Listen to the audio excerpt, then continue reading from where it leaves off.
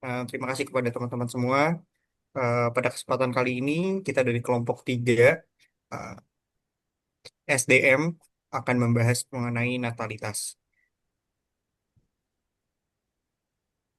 Berikut merupakan anggota kelompok kami, eh, terdiri dari 6 anggota yang ada di paparan share screen. Lanjut.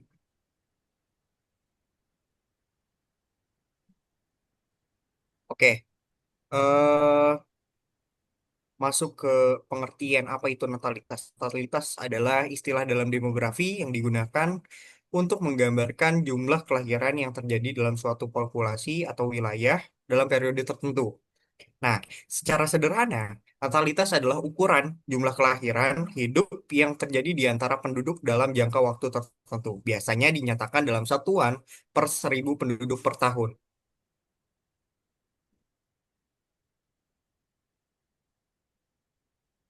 Nah, ada faktor-faktor yang mempengaruhi natalitas. Yang pertama adalah pronatalitas, yang kedua adalah antinatalitas. Merujuk pada pronatalitas, ini terbagi menjadi beberapa bagian ataupun section. Yang pertama adalah nikah muda, yang dimana nikah muda ini dengan anggapan eh, setelah menikah itu akan mempunyai keturunan. Yang kedua adalah anggapan banyak anak-anak, banyak rezeki. Ini pada umumnya eh, terjadi di masa-masa sebelum Gen Z ataupun milenial kayak gitu. Terus lanjut lagi rasa malu tidak memiliki anak. Ini biasanya faktor lingkungan dan juga budaya dari asal tempat tinggal. Kemudian lanjut ke tingkat kesehatan dan ekonomi. Nah, ini merupakan pertimbangan untuk memiliki anak. Kemudian ada pembuahan di luar kandungan.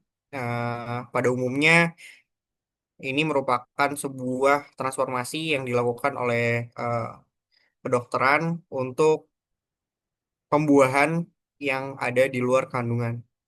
Terus lanjut lagi ada cohabitat, cohabitating couple. Ini pada umumnya ada di luar negeri.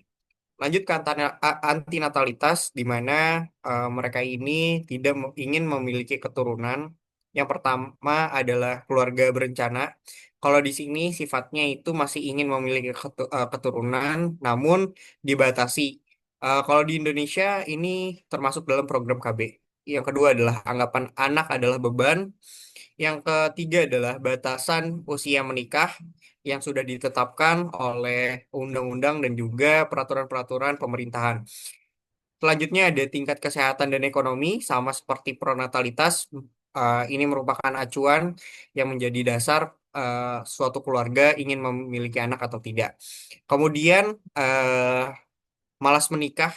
Pada umumnya ini sudah terjadi di negara maju seperti negara Jepang. Terus kemudian adalah hubungan sesama jenis. Kalau sehubungan sesama jenis ini kalau di negara kita itu dilarang. Tapi setahu saya juga di negara-negara Asia Tenggara sudah mulai melakukan legalitas terhadap ini. Salah satu contohnya adalah negara Thailand.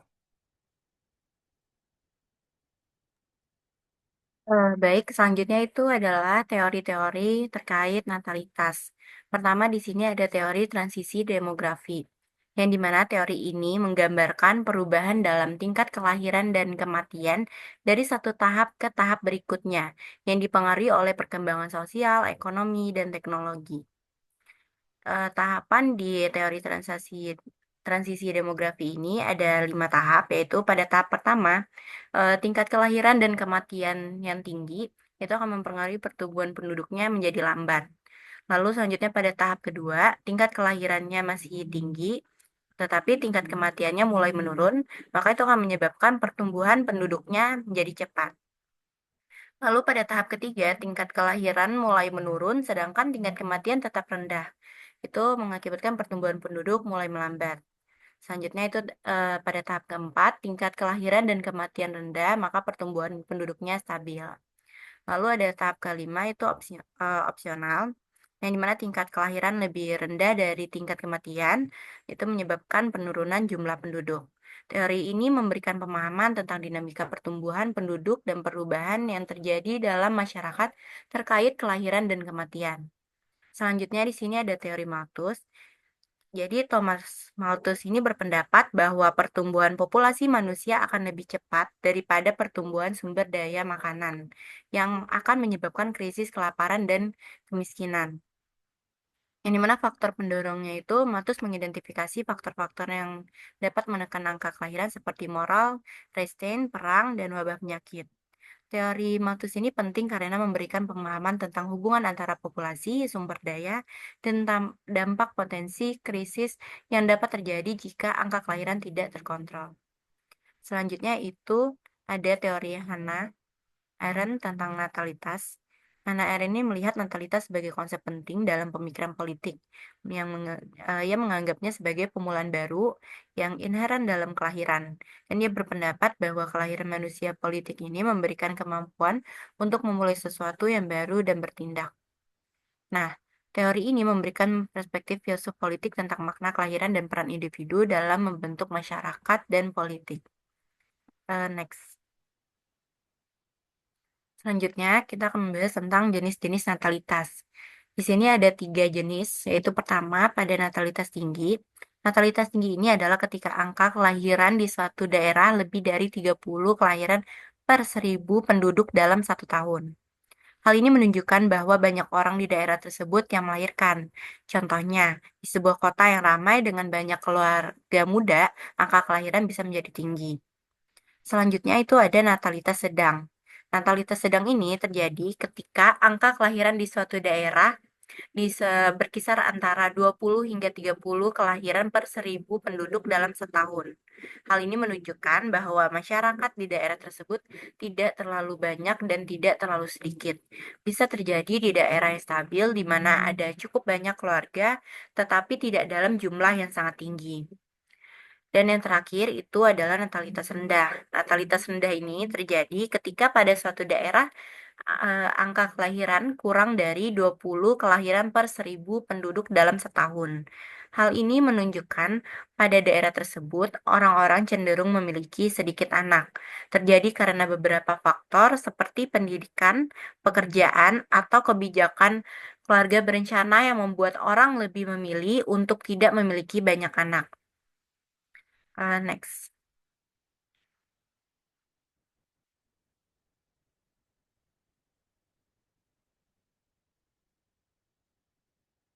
Lanjut.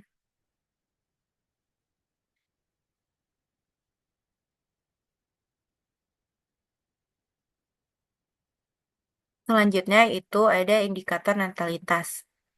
Jadi pertama itu ada angka kelahiran kasar. Angka kelahiran kasar ini merupakan angka yang menunjukkan banyaknya kelahiran dalam 1 tahun dari setiap 1.000 orang penduduk suatu wilayah tanpa membeda-bedakan golongan ataupun jenis kelamin. Jadi intinya angka kelahiran kasar ini mengukur jumlah kelahiran hidup per 1.000 penduduk dalam 1 tahun tanpa memperhitungkan struktur umur populasi. Dan untuk rumus angka kelahiran kasar itu ada di PPT. Dan fungsi angka kelahiran kasar ini untuk memberikan gambaran umum tentang tingkat kelahiran suatu wilayah. Selanjutnya itu ada angka kelahiran khusus. Angka kelahiran khusus merupakan angka yang menunjukkan banyaknya kelahiran dalam 1 tahun dari setiap 1.000 orang penduduk suatu wilayah berdasarkan kelompok usia tertentu. Jadi intinya dia untuk mengukur banyaknya kelahiran dalam 1 tahun dari 1.000 penduduk pada kelompok usia tertentu, biasanya wanita usia reproduksi. Fungsinya itu untuk memungkinkan analisis lebih rinci berdasarkan kelompok umur ibu. Selanjutnya itu ada angka kesuburan total. Angka kelahiran total ini merupakan jumlah kelahiran tiap 1.000 perempuan hingga akhir masa reproduksinya. Jadi rata-rata jumlah anak yang akan dilahirkan oleh seorang wanita selama masa reproduksinya biasanya itu di usia 15 sampai 49 tahun. Fungsi dari angka kesuburan total ini untuk menggambarkan potensi pertumbuhan penduduk jangka panjang dan perilaku reproduksi wanita. Dan yang terakhir itu ada angka kelahiran spesifik. Jadi angka kelahiran spesifik ini merupakan perhitungan angka kelahiran yang mempertimbangkan umur dan jenis kelamin, atau untuk mengukur angka kelahiran berdasarkan kelompok umur dan jenis kelamin tertentu. Fungsi angka kelahiran spesifik ini untuk memungkinkan evaluasi lebih detail tentang pola kelahiran pada kelompok usia tertentu. Next. Baik, masuk ke materi hubungan natalitas dengan pertumbuhan ekonomi. Yang mana hubungan natalitas atau angka kelahiran dengan pertumbuhan ekonomi bersifat dua arah dan kompleks. Tingkat kelahiran yang tinggi dapat menambah jumlah penduduk usia muda, sehingga jika didukung oleh lapangan pekerjaan dan pendidikan yang baik, bisa mendorong pertumbuhan ekonomi melalui penambahan tenaga kerja dan perluasan pasar. Namun, jika pertumbuhan penduduk terlalu cepat, dapat tanpa diimbangi peningkatan kualitas dan kesempatan kerja, bisa menimbulkan masalah seperti kemiskinan, pengangguran, dan beban ekonomi yang lebih besar. Sebaliknya, pertumbuhan ekonomi yang baik juga dapat mempengaruhi penurunan angka kelahiran karena masyarakat cenderung memiliki kualitas anak daripada kuantitas. Jadi, hubungan antara natalitas dan pertumbuhan ekonomi bisa positif atau negatif, tergantung pada pengelolaan dan kebijakan yang diterapkan.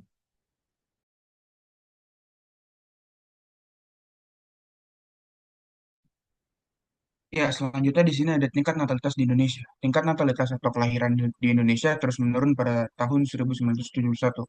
Angka kelahiran total atau total fertility rate mencapai 5,61, namun turun menjadi 2,18 pada tahun 2020 dan 2,15 pada tahun 2022. Penurunan ini disebabkan oleh peningkatan usia menikah, penggunaan kontrasepsi, dan perubahan preferensi keluarga. Namun, beberapa provinsi di DKI Jakarta, Bali, dan Yogyakarta mencatat total fertility rate di bawah 2,1, yaitu angka pengganti generasi. Jika tren ini terus berlanjut, Indonesia beresiko menghadapi populasi menua dan berkurangnya penduduk usia produktif di masa depan. Selanjutnya di sini ada perkembangan natalitas dari tahun ke tahun. Pada tahun 1971, total fertility rate atau angka kelahiran total 5,61 pada anak perempuan. Selanjutnya pada tahun 2020, total fertility rate turun menjadi 2,18. Selanjutnya pada tahun 2022, TFR 2,15 mendekati angka pengganti generasi, yaitu 2,1. Selanjutnya pada tahun 2022 sampai 2024, growth birth rate turun menjadi 17,1 ke 16,6 per 1.000 penduduk. Secara keseluruhan dari 2013 sampai 2023, jumlah kelahiran tahunan turun dari kurang lebih 4,95 juta menjadi kurang lebih 4,62 juta. Baik, selanjutnya adalah dampak tingginya natalitas terhadap pertumbuhan ekonomi. Di sini dibagi menjadi dua, yaitu ada dampak negatif dan juga dampak positif. Tingginya angka kelahiran atau natalitas memiliki dampak yang kompleks terhadap pembangunan ekonomi. Dampak ini bisa bersifat positif atau negatif, tergantung pada bagaimana negara mengelola sumber daya dan kebijakan penduduknya. Yang pertama dari dampak negatif adalah beban terhadap infrastruktur dan pelayanan publik. Nah, tingginya natalitas meningkatkan jumlah penduduk yang berarti tekanan lebih besar pada layanan kesehatan, pendidikan, transportasi, dan perumahan. Pemerintah harus mengalokasikan anggaran lebih besar untuk kebutuhan dasar yang dapat mengurangi dana pembangunan sektor produktif. Yang kedua adalah pertumbuhan penduduk lebih cepat dari pertumbuhan ekonomi. Jika pertumbuhan penduduk melampaui pertumbuhan PDB, maka pendapatan per kapita menurun, menyebabkan kualitas hidup yang memburuk. Pendapatan yang rendah berarti daya beli masyarakat juga rendah. Ini menyebabkan kesulitan dalam memenuhi kebutuhan pokok seperti makanan bergizi, pakaian, dan tempat tinggal yang layak. Masyarakat dengan pendapatan rendah sulit memenuhi kebutuhan pokok, kekurangan gizi dan kesehatan, serta kebutuhan dasar lainnya, menyebabkan pertumbuhan ekonomi yang semu, di mana ekonomi tumbuh tetapi tidak dinikmati oleh individu karena pembagiannya semakin banyak. Kemudian yang ketiga adalah keterbatasan lapangan kerja. Natalitas tinggi tinggi tanpa penciptaan lapangan kerja memadai akan menyebabkan pengangguran dan kemiskinan struktural terutama di kalangan muda. Kemudian selanjutnya adalah dampak positifnya. Yang pertama adalah potensi bonus demografi. Nah, jika natalitas tinggi diikuti dengan investasi pada pendidikan dan kesehatan, maka negara bisa menikmati bonus demografi, yaitu ketika proporsi usia produktif itu mendominasi. Bonus demografi ini bisa mendorong pertumbuhan ekonomi pesat jika pasar tenaga kerja dan produktivitas mendukung. Kemudian yang kedua adalah pasar domestik yang besar. Populasi yang besar bisa menjadi pasar domestik yang kuat, mendorong permintaan barang dan jasa, serta mendukung pertumbuhan sektor industri.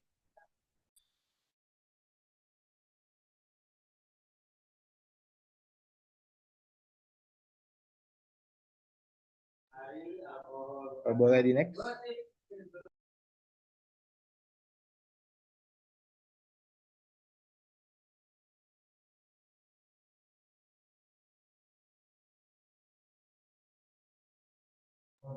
Oke, yang kemudian adalah dampak rendahnya natalitas terhadap pertumbuhan ekonomi. Yang pertama adalah dampak negatif, yaitu penyusutan angkatan kerja. Yang kedua adalah beban ekonomi pada generasi produktif. Dan yang ketiga adalah penurunan konsumsi domestik. Kemudian ada dampak positif. Yang pertama adalah stabilisasi urbanisasi. Yang kedua pengurangan tekanan terhadap sumber daya alam. Yang ketiga adalah peningkatan kualitas sumber daya manusia. Boleh di next.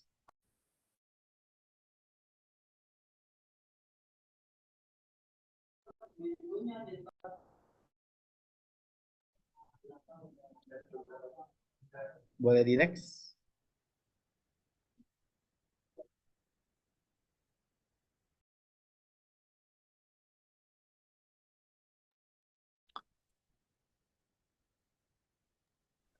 Baik, selanjutnya adalah upaya pengendalian natalitas. Yang pertama adalah program keluarga berencana. Boleh di back, sorry.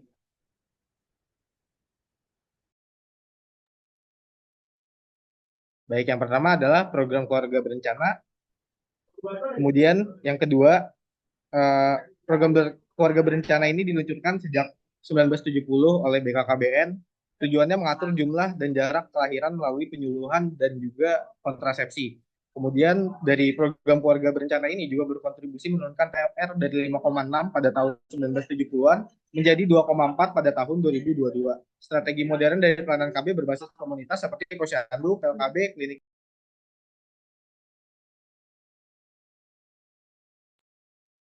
Yang kedua adalah program Bangga Kencana, yaitu fokus pada pembangunan keluarga dan kependudukan, integrasi antara pengendalian kelahiran dan penurunan stunting, serta memberdayakan remaja melalui edukasi kesehatan reproduksi. Selanjutnya yang ketiga adalah edukasi dan layanan kesehatan reproduksi. Dibutuhkan konseling pranikah dan layanan KB gratis di puskesmas, kampanye 2 anak cukup atau generasi berencana, genre, dan juga lain-lainnya. Terus juga peningkatan penggunaan kontrasepsi jangka panjang seperti IUD atau implan. Kemudian yang selanjutnya adalah One Child Policy, yaitu pada tahun 1979 sampai 2015. Upaya pengendalian natalitas ini terjadi di Tiongkok. Kemudian yang kedua ada KB Pasca Revolusi berbasis agama dan negara, ini diterapkan di Iran. Dan yang ketiga ada didukung UNFPA dan WHO, itu terjadi di Afrika. Nah, pengendalian natalitas ini bukan sekedar menurunkan angka kelahiran, tetapi juga yang pertama menjamin hak reproduksi individu, yang kedua meningkatkan kualitas hidup, dan yang ketiga adalah mendorong pembangunan berkelanjutan. Prinsip modern seperti voluntary right-based family planning, artinya KB berbasis pilihan dan bukan pada paksaan, sesuai dengan nilai HAM. Next. Baik, evaluasi dan rekomendasi program pemerintah terkait penurunan natalitas. Yang pertama, dievaluasi. Program KB berhasil turunkan TFR, tapi tidak merata secara nasional. Yang kedua, layanan KB tersedia di kota besar, namun kurang di wilayah terpencil. Dan yang ketiga, masih ada penolakan karena stigma atau kurangnya edukasi. Yang itu maksudnya banyak anak banyak rezeki. Dan yang keempat, perlu ditingkatkan agar program lebih terpadu dan berkelanjutan. Di bagian rekomendasi, yang pertama, peningkatan infrastruktur dan sumber daya. Maksudnya, menambahkan jumlah petugas lapangan dan memperbaiki distribusi alat kontrasepsi, terutama di daerah terpencil di Indonesia. Yang kedua, pendidikan dan sosialisasi, yaitu meningkatkan edukasi mengenai pentingnya KB dan kesehatan reproduksi melalui kampanye yang disesuaikan dengan budaya lokal. Yang ketiga, evaluasi berbasis data, yaitu mengembangkan sistem evaluasi yang terstruktur dengan indikator keberhasilan yang jelas untuk setiap daerah. Dan yang keempat, tegakkan aturan soal usia minimum perkawinan. Baik, next. Selanjutnya kita masuk ke bagian studi kasus. Untuk studi kasus Natalis ini mengambil salah satu isu yang cukup hangat dan juga sedang banyak dibicarakan, yaitu kondisi natalitas di Provinsi Jawa Barat. Nah, kalau dilihat dari datanya, memang angka kelahiran baik CBR maupun TFR itu cenderung menurun dari tahun ke tahun. Tapi fakta di lapangan, angka kelahiran di Jawa Barat ini masih tergolong tinggi. Dan hal ini juga menimbulkan beban ketergantungan penduduk yang besar. Nah, tingginya angka kelahiran ini tentu berdampak juga pada kualitas SDM dan bisa menghambat pembangunan ekonomi daerah. Maka dari itu, pemerintah Provinsi Jawa Barat itu menerapkan solusi seperti insentif vasektomi dan mengaitkan program KB dengan bantuan sosial agar bisa menekan laju pertumbuhan penduduk secara lebih efektif. Nah, untuk kesimpulannya, jadi dari seluruh pembahasan yang sudah dibahas, bisa disimpulkan bahwa natalitas atau angka kelahiran adalah salah satu faktor penting dalam dinamika kependudukan. Nah, tingginya angka kelahiran ini bisa jadi tantangan, terutama jika dibarengi dengan peningkatan kualitas hidup dan layanan publik. Nah, secara umum, Indonesia memang berhasil menurunkan angka kelahiran terutama sejak ada program KB. Tapi tantangannya masih ada karena penurunan belum merata di seluruh daerah. Contohnya seperti di Jawa Barat yang masih mengalami angka kelahiran cukup tinggi. Nah, tingginya natalitas juga bisa membawa dampak negatif seperti beban ekonomi, keterbatasan fasilitas, dan rendahnya kualitas SDM. Tapi di sisi lain, kalau dikelola dengan baik, bisa jadi potensi bonus demografi. Nah, oleh karena itu diperlukan kebijakan berkelanjutan, edukatif, dan berbasis data supaya pertumbuhan penduduk bisa seimbang dengan kapasitas pembangunan negara. Baik, sekian dari penjelasan mengenai natalitas dari kelompok kami. Apabila ada pertanyaan, boleh dikirimkan di kolom komentar. Kurang lebihnya mohon maaf. Wassalamualaikum warahmatullahi wabarakatuh.